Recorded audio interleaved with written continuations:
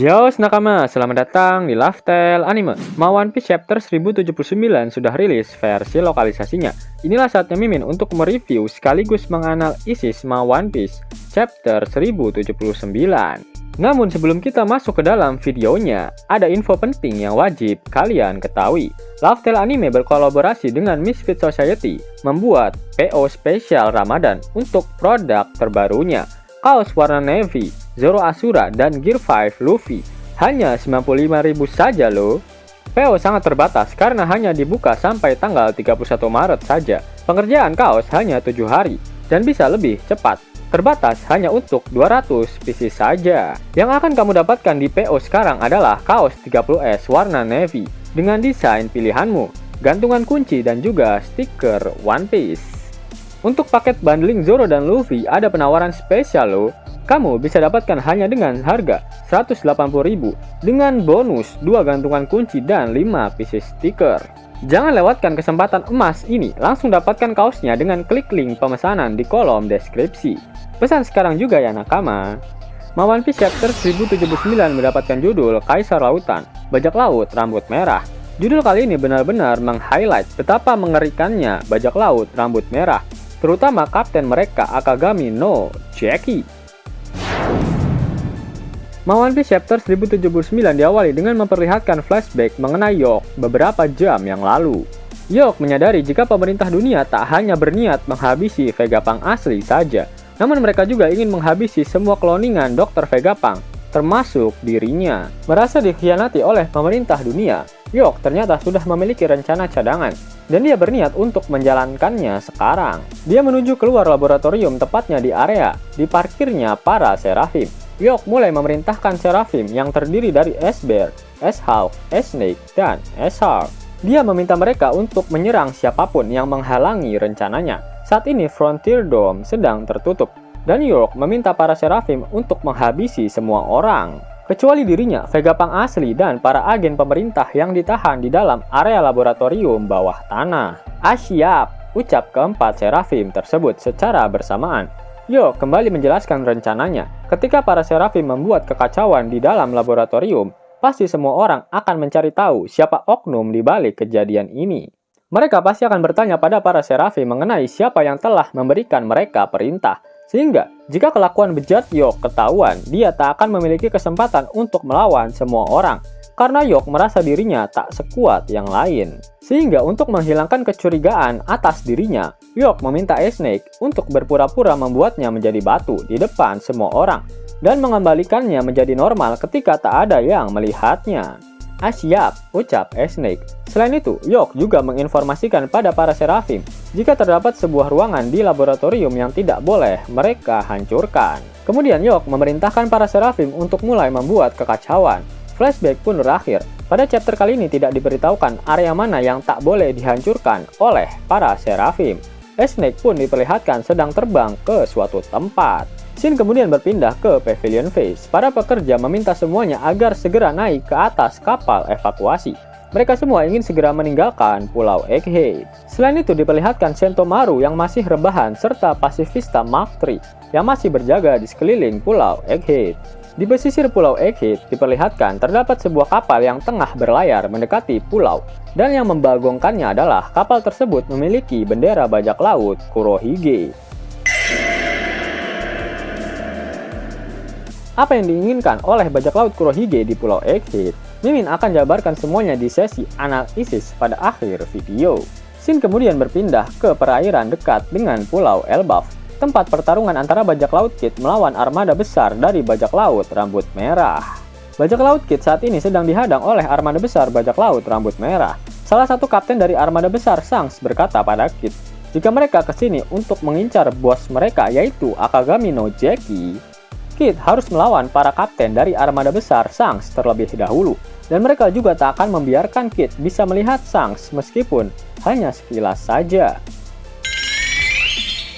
Kapten bajak laut Poodle, Ball Fingers Gerotini. Itu benar, ucap salah satu kapten armada besar Shanks yang sudah sangat tua. Bahkan gigi palsunya tak sengaja jatuh saat dia berbicara. Kapten dari klub sosial Denturers Fugar.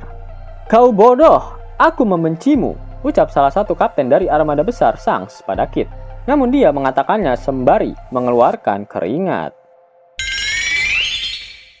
Permaisuri dari bajak laut Borgeois, Shivering Pururu.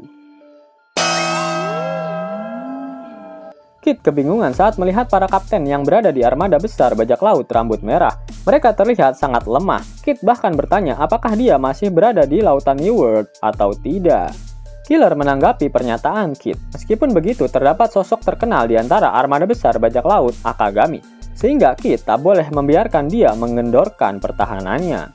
Kit tak peduli, kroco atau bukan, dia akan tetap menghajar mereka. Shanks kemudian meminta kapal-kapal armada besarnya untuk membuka jalan untuknya. Saat ini Shanks sudah berada di pesisir pantai dan dia sudah siap untuk kembali berlayar. Salah satu kapten dari armada besar Shanks bertanya mengenai maksud dari perintah yang Shanks berikan barusan. Shanks ternyata tak menginginkan bajak laut Kit menyentuh armada besarnya. Salah satu dari mereka lega saat tahu rencana dari bosnya. Mereka lalu memerintahkan seluruh armada besar bajak laut Akagami untuk bergerak mundur, menjauh dari bajak laut Kit. Setelahnya terjadi perbincangan antara beberapa kapten armada besar bajak laut rambut merah dengan Shanks. Salah satunya bertanya apakah Shanks sudah mau kembali pergi untuk berlayar. Lalu ada salah satu kapten yang senang karena akhirnya dia bisa bertemu langsung dengan Shanks. Shanks berkata jika dia hanya berhenti sebentar di Pulau Elbaf. Namun Shanks sadar dia sudah singgah di Elbaf sedikit terlalu lama, sehingga sosok jagoan yang ada di hadapannya mengincar dirinya. Shanks meminta armada besarnya untuk membukakan jalan untuknya dengan cara menyingkirkan kapal-kapal mereka. Salah satu dari mereka bertanya mengapa armada besar bajak laut rambut merah terkenal dengan predikat lemah. Salah satu yang lain malah tertawa dan membenarkan predikat lemah yang mereka miliki. Salah satu dari mereka yang terlihat sudah sangat tua berterima kasih pada Shanks. Mereka selama ini dapat bertahan dan merasa terlindungi karena Shanks memberikan bendera bajak lautnya pada mereka. Shanks malah meminta nenek tua tadi untuk lebih memperhatikan kesehatannya dibandingkan mengkhawatirkan musuh. Hahaha, tutup mulutmu dasar bos cancok, ucap nenek tua tersebut. Shanks dan krunya sudah diperlihatkan menaiki kapal mereka. Lakiro berkata pada Shanks untuk membiarkan dia saja yang mengurus Kit. Shanks meminta agar Lakiro tak meremehkan Kit karena yang sedang dia bicarakan memiliki nilai buronan sebesar 3 miliar beri. Selain itu, Shanks juga meminta agar krunya jangan meremehkan pertumbuhan dari generasi muda. Shanks lalu bertanya pada Yasop apakah bajak laut Kit sudah sembuh dari luka-luka yang mereka dapatkan di pertempuran Wano Kuni. Yasop menjawab jika mereka semua dalam kondisi sehat walafiat dan sepertinya Kit sudah tak sabar untuk bertarung. Mendengar hal itu, Shanks merasa lega karena dia tak memiliki beban moral jika ingin mengalahkan bajak laut Kit nantinya. Shanks lalu bertanya pada Hongo mengenai update terbaru tentang Kurohige. Hongo mengatakan tak ada informasi baru yang dia dapatkan. Namun saat ini, Kurohige sedang pergi keluar dari markas besarnya di Pulau Bajak Laut. Shanks awalnya mengira Teach akan memunculkan wajah buriknya di Wano Kuni.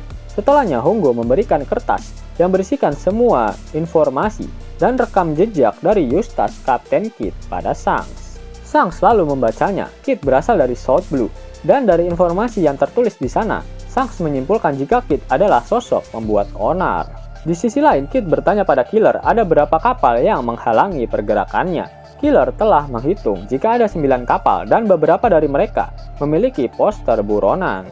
Kit tidak peduli dengan siapa yang akan dia lawan, dan dia berencana untuk memusnahkan semuanya dalam waktu 10 detik menggunakan meriam Denpang miliknya.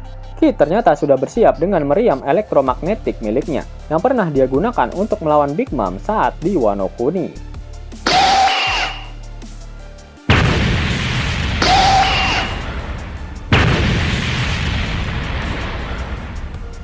Kit mulai menembaki kapal armada besar milik Shanks satu persatu menggunakan teknik Denpang miliknya.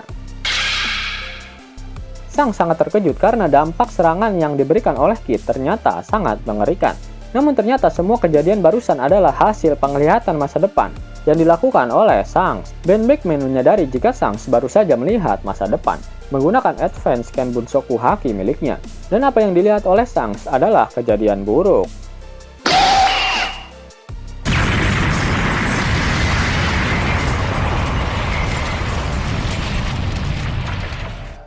Sangat membagongkan, jawab Shanks pada Backman.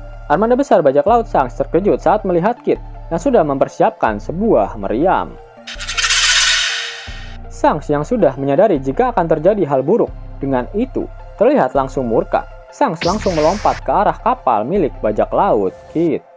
Dia meminta seluruh kapal armada besarnya untuk melipir ke arah kanan dan kiri. Selain itu, Shanks juga meminta Dory dan Broggy untuk bersiap-siap di belakangnya. Kit yang sudah siap menembakkan dempang miliknya terkejut saat melihat Shanks yang tiba-tiba berada di hadapannya.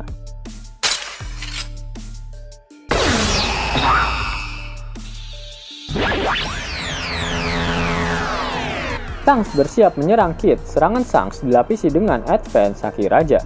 Bahkan saat Shanks baru menarik keluar pedangnya, beberapa kru Kit sudah pingsan akibat terkena efek Haki Raja milik Shanks. Divine Departure.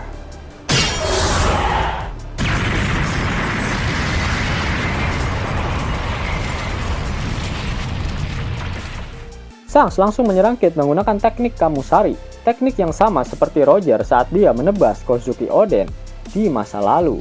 Serangan dari Shanks tak hanya melukai Kit dengan parah, namun juga menghancurkan dempang milik Kit. Akibat ledakan tersebut, seluruh kru bajak laut Kit terpental.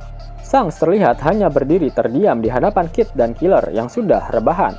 Killer yang mencoba menahan serangan Shanks juga terkena dampak yang sangat besar. Dia terlihat sampai muntah darah. Kru Kit menghampiri kaptennya. Mereka sadar kaptennya sudah tak sadarkan diri. Dan jika pertarungan ini diteruskan, maka Kit bisa mendapatkan gelar almarhum. Hit dan Wire menyerah di hadapan Shanks. Mereka juga memberikan semua salinan rod poneglyph yang mereka miliki. Lalu diperlihatkan wajah Kit yang sudah berlumuran banyak darah. Kapal milik Shanks sudah berada di samping kapal milik bajak laut Kit, dan salah satu krunya memanggil Shanks untuk segera naik ke atas kapal. Shanks pun melompat untuk berpindah kapal. Kru Kit kembali dikejutkan dengan penampakan dua raksasa yang berada di pesisir pantai. Ternyata Dory dan Broggy sudah siap menyerang bajak laut Kit. Mereka menyebut bajak laut Kit dengan sebutan kerdil, dan mereka pun berkata, "Jika kalian membidikan senjata pada kampung halaman seseorang, kalian harus siap untuk mendapatkan takdir yang sama."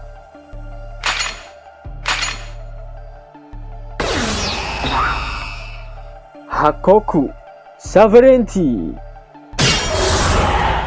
Serangan Dory dan Broggy berhasil menghancurkan kapal milik bajak laut Kit, dan mereka berakhir tenggelam di lautan. Sang narator pun berkata, di lautan New World, tepatnya di Elbaf, bajak laut Kit yang dipimpin oleh sosok dengan nilai buronan sebesar 3 miliar berry, Eustace Captain Kit, benar-benar telah dihancurkan. Pada akhir One Piece chapter 1079, Oda Sensei mengeluarkan kata-kata mutiaranya. Itu artinya minggu depan One Piece libur. Yap, itulah video review untuk One Piece chapter 1079. Nah, sekarang mari kita menganalisis chapter kali ini bersama-sama. Kedatangan bajak laut Kurohige ke Pulau Egghead membuat arc ini semakin menarik kok. Siapa kira-kira kru Kurohige yang saat ini sedang berlayar menuju ke Pulau Egghead? Dan atas dasar apa mereka bergerak ke sana? Teach adalah seekor bajak laut yang penuh dengan perhitungan. Dia tak akan bergerak secara barbar, apalagi Pulau Egghead adalah pulau milik pemerintah dunia. Pasti ada yang menginformasikan pada Teach jika di Pulau Egghead sedang ada perebutan harta Gono Gini, sehingga sebagai bajak laut yang gemar mengais rezeki dari sisa-sisa pertempuran, bajak laut Teach akan dengan senang hati menuju ke Pulau Egghead. Ingat dengan York yang memiliki rencana cadangan saat mengetahui jika pemerintah dunia juga ingin menghabisinya. Sepertinya York jugalah yang menghubungi Kurohige mengenai kekacauan yang akan terjadi di Pulau Egghead. York pasti butuh tebengan untuk pergi keluar dari Pulau Egghead, dan beraliansi dengan salah satu kaisar lautan adalah keputusan yang paling tepat untuk York. Kurohige adalah sosok yang tepat karena tujuan Kurohige yang ingin menguasai dunia sangat klop dengan impian York yang ingin menjadi seekor Tenryubito. Nah, pasti ada yang dijanjikan oleh York pada bajak laut Kurohige, sehingga mereka mau repot-repot datang ke Pulau Egghead. Dan semua itu pasti berhubungan dengan perintah York mengenai area yang tak boleh dihancurkan oleh para Seraphim. Jika kalian sadari, para Seraphim hanya mengamuk di area Menara A dan Menara B saja, dan Menara C sama sekali tak disentuh oleh para Seraphim. Apakah kalian masih ingat dengan apa yang ada di Menara C? Ya, pabrik senjata milik Dr. Vegapunk. Bagaimana jika Yok memberikan tawaran pada bajak laut Kurohige dengan senjata-senjata mutakhir buatan Dr. Vegapunk? Sebagai ganti dia mau beraliansi dengan Yok. Akan semakin gila kekuatan dari bajak laut Kurohige jika benar mereka mendapatkan senjata-senjata tersebut. Hal selanjutnya yang menarik untuk dianalisis adalah Shanks, yang sepertinya menaruh perhatian lebih dengan pergerakan dari Kurohige. Dari percakapannya dengan Hongo, sepertinya Shanks memiliki mata-mata yang saat ini menyusup di bajak laut Kurohige. Kira-kira siapakah dia? Apakah kalian tidak mencurigai sosok Kuzan alias Aokiji? Apakah dia benar-benar secara sukarela bergabung dengan bajak laut Kurohige tanpa ada maksud terselubung di baliknya? Pada One Piece Chapter 433 setelah berakhirnya arc Enies Lobby, Aokiji sempat berbicara dengan Nico Robin. Pada akhir pembicaraan mereka, Aokiji berkata jika Ohara belum berakhir. Robin terkejut dan penasaran dengan apa yang dimaksud oleh Aokiji. Namun saat dia membutuhkannya, Aokiji menghilang. Nah, apakah Aokiji sudah mengetahui jika tekad Ohara benar-benar masih hidup? Vegapunk saat itu tentunya masih aktif di Angkatan Laut. Dan apakah Aokiji sudah mengetahui nasib dari Jaguar di Soul dari Dr. Vegapunk? Jika benar seperti itu, seharusnya Aokiji pergi ke Elbaf setelah dia keluar dari Angkatan Laut untuk bertemu dengan Soul. Yap, Elbaf adalah tempat kekuasaan dari bajak laut Shanks. Apakah saat Aokiji ke sana, sudah ada perjanjian antara Yonko, Shanks, dan Aokiji? Dan Shanks merekrut Aokiji sebagai krunya saat di Elbaf. Pada One Piece Chapter 699, Aokiji berkata pada Smoker jika dia masihlah Aokiji yang dulu. Dimana kita ketahui jika Aokiji adalah sosok yang baik hati, tidak sombong, dan rajin menabung. Sehingga yang paling cocok dengan karakter Aokiji sebenarnya adalah bajak laut rambut merah.